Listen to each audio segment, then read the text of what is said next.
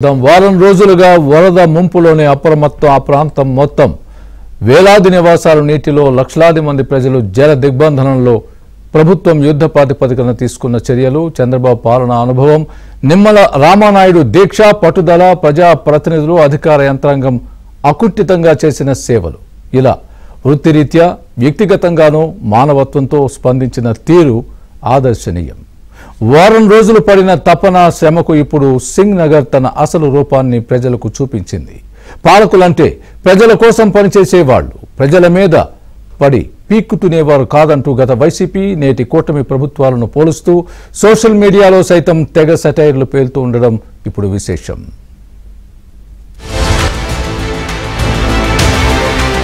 గత వైసీపీ ప్రభుత్వంలో చేతకానితనం నిర్లక్ష్యం అనుభవం లేని పాలన చిత్తశుద్ధి లేని వైనం ఇలా ఎన్ని చెప్పినా తక్కువే ప్రజలకు పథకాల పేరుతో డబ్బులు పంచుతున్నాననే భావన తప్ప భవిష్యత్ తరాలకు ఏమైనా చేయాలి రాష్ట్ర భవిష్యత్తుకు మేలు చేయాలనే ఆలోచన లేకుండా 5 ఏళ్లు అడ్డగోలుగా పాలించారు ఆనాడు వారి ఆగడాలు అన్యాయాలు అక్రమాలు అర్థం కాకపోయినా ఇప్పుడు విజయవాడకు వచ్చిన విపత్తు సమయంలో ప్రజలందరికీ జగన్ నాటకాలన్నీ అర్థమయ్యాయి దీంతో ఎక్కడికి వెళ్లినా చంద్రబాబు కాబట్టి ఈ విపత్తు నుంచి గట్టెక్కాం అదే జగన్ ఉంటే విజయవాడ మాయమైపోయేదంటూ ప్రతి చోట చర్చ సాగుతుంది రాజకీయాలతో సంబంధం లేని వారే కాదు వైసీపీ మినహా కాంగ్రెస్ వామపక్ష పార్టీలు సైతం చంద్రబాబు చేసిన కృషి పడిన తపనకు సలాం చేస్తున్నారు వారం రోజుల పాటు ప్రభుత్వం ప్రజలకు అండగా ఉంటుందని మాటలతో చెప్పడం కాదు ఈ నెల 1వ తేదీన వరద ప్రారంభమైన రోజు నుంచి నేటి వరకు 74 ఏళ్ల వయసులో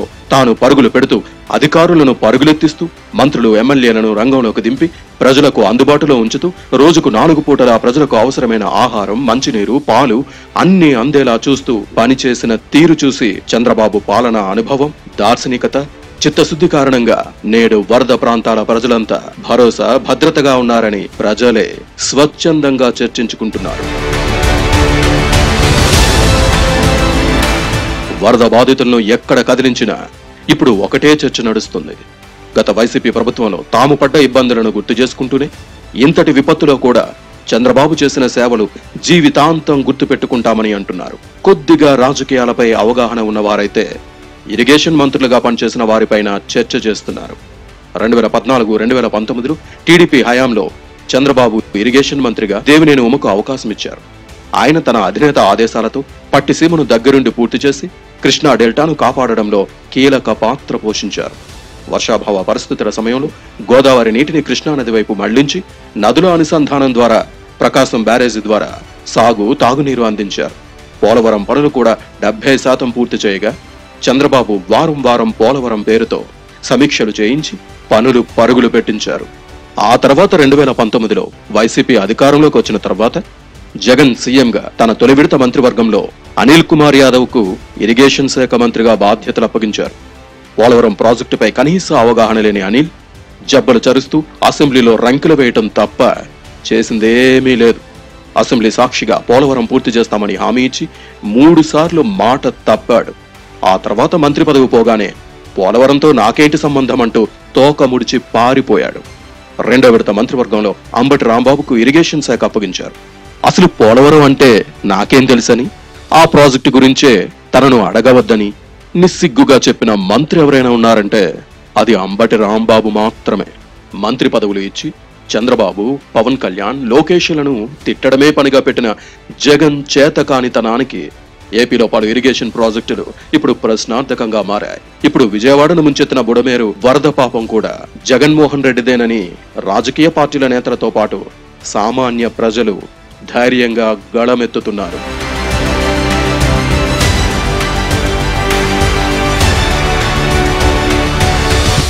తాజాగా కూటమి ప్రభుత్వం అధికారంలోకి వచ్చిన తర్వాత ఇరిగేషన్ శాఖ మంత్రిగా నిమ్మల రామానాయుడికి బాధ్యతలను చంద్రబాబు అప్పగించారు ఇరిగేషన్ శాఖ మంత్రి అంటే అసలు ఏం చేస్తారు ఎలా పనిచేస్తారు అని తన పనితనం ద్వారానే నిమ్మల రామానాయుడు నిరూపించారు ఇందుకు తాజాగా బుడమేరుకు పడిన గండను పూడ్చడంలో ఆయన చేసిన శ్రమ కృషి పట్టుదల చూసి అందరూ ఆశ్చర్యపోతున్నారు అనుకున్న పనయ్యే వరకు పట్టుదల ప్రదర్శించడంలో చంద్రబాబుకు సరైన శిష్యుడు దొరికాడంటూ నిమ్మలపై ప్రశంసల వర్షం కురిపిస్తున్నారు చంద్రబాబు ఆదేశాలను తూచా తప్పకుండా పాటిస్తూ రేయింబవళ్లు శ్రమించి వర్షాన్ని సైతం లెక్క చేయకుండా బుడమేరు గండ్లను పూడ్చి ఇప్పుడు సింగ్ నగర్ ప్రాంతాన్ని వరద నుంచి కాపాడడంలో నిమ్మల కృషి ఎనలేనిది.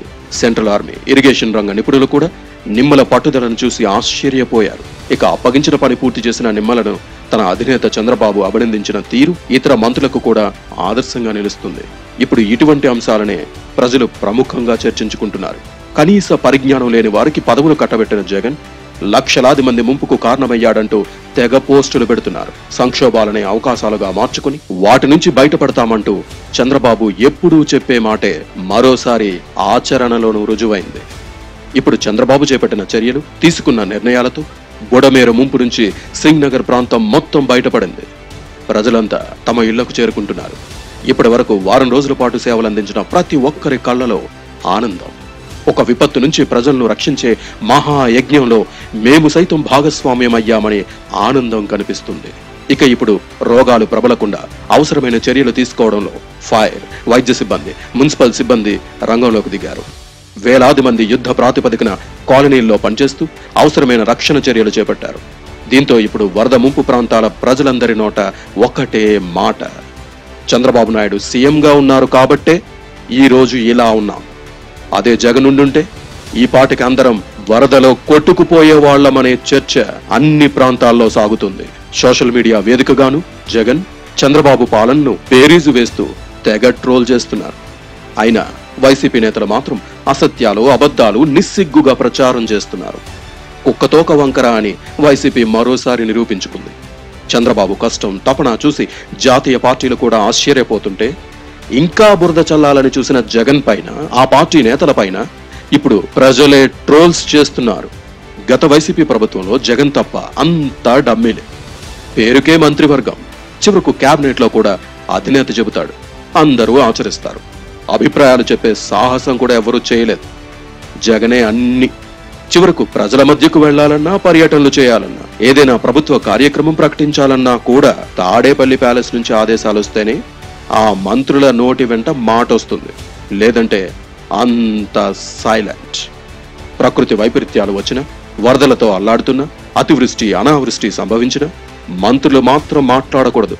సీఎం జగన్ లేదా సకల శాఖా మంత్రి బిరుదాంకితులైన సజ్జల మాత్రమే మీడియా ముందుకొచ్చి ఏ అంశమైనా వారికి అనుకూలంగా ప్రకటన చేసుకుని నింద చంద్రబాబు మీదకు నెట్టి బ్లూ మీడియాలో ప్రచారం చేసుకోవడం పరిపాటిగా వారికి మారింది. దీంతో జగన్ 2 విడతలుగా మంత్రివర్గాన్ని ప్రకటించిన 5-6 తప్ప అందరూ డమ్మీలే. వారికి ప్రజల కష్టాలు తెలియవు. ప్రజలకు వారెవరో కూడా కనీసం తెలియదు. అంతెందుకు, చాలా మంది అధికారులకు కూడా వారు మంత్రులనే విషయం తెలియకపోవటం విశేషం. అంత ఘోరంగా మంత్రులను డమ్మీలుగా చేసిన జగన్ ఇప్పుడు నీతులు వల్లిస్తున్నాడు.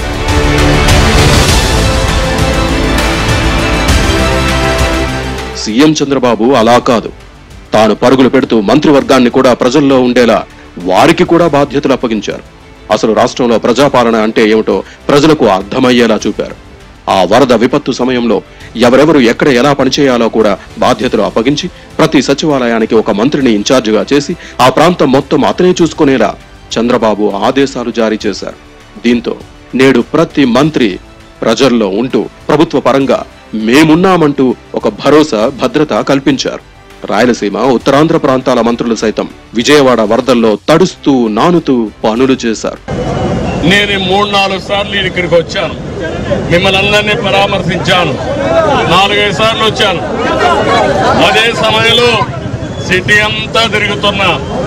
నేను చేసిన పని మీరు చూస్తే, ఒక ప్రభుత్వ ముఖ్యమంత్రిగా ప్రతి ఒక్కరిని అప్రమత్తం చేశాను. కొన్ని వేల మంది ఆర్మీని తెప్పించాను, ఎన్డీఆర్ఎఫ్ తెప్పించాం, 120 బోట్లు పెట్టాం, కొన్ని లక్షల ఫుడ్ పాకెట్స్ తీసుకొచ్చి నేను ఇక్కడనే చూశాను. నాకు ఒకసారి కొన్ని మర్చిపోలేము. ఇక డిప్యూటీ సీఎం పవన్ కళ్యాణ్ నేరుగా వరదల్లోకి రాలేకపోయినా నిత్యం సమీక్షలు చేస్తూ నాదెండ్ల మనోహర్ ను, కందుల దుర్గేష్ ను, ఎమ్మెల్యేలను వరద ప్రాంతాల్లోకి పంపించి సేవలో నిమగ్నమయ్యే విధంగా చేశారు. ఇలా రాష్ట్ర మంత్రివర్గం మొత్తం ఈ విపత్తు నుంచి ప్రజలను గట్టెక్కించేందుకు మేమంతా మీ వెంటే అనే నినాదంతో వారం రోజుల పాటు శ్రమించిన తీరు నిజంగా ప్రజా పాలనకు అద్దం పడుతుంది.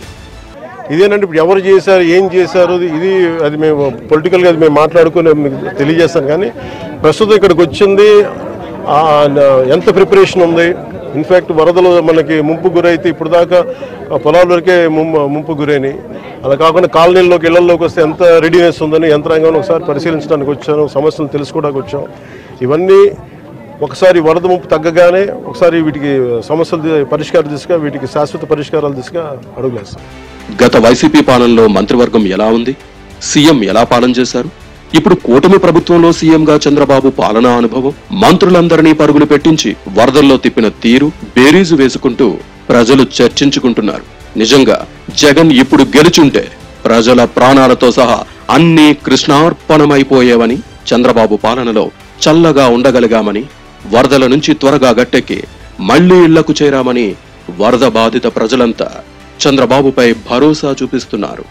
ఇవే అంశాలు ఇప్పుడు ఆయా ప్రాంతాల్లో చర్చలకు దారితీయగా, సోషల్ మీడియాలో అయితే ఎవరిష్టం వచ్చినట్లుగా వారు